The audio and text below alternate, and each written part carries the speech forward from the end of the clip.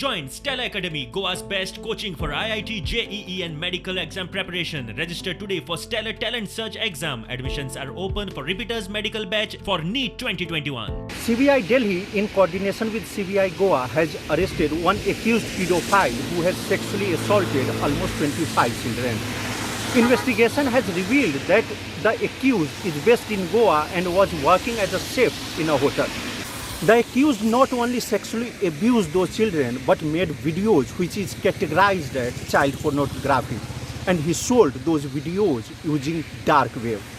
Officers at CBI Goa are not disclosing any details, saying that the case is very sensitive at this point of time as the investigation is in initial stage. असले आरोपींक खर शिक्षा जावची म्हूण बायलांचो एकवट मागता.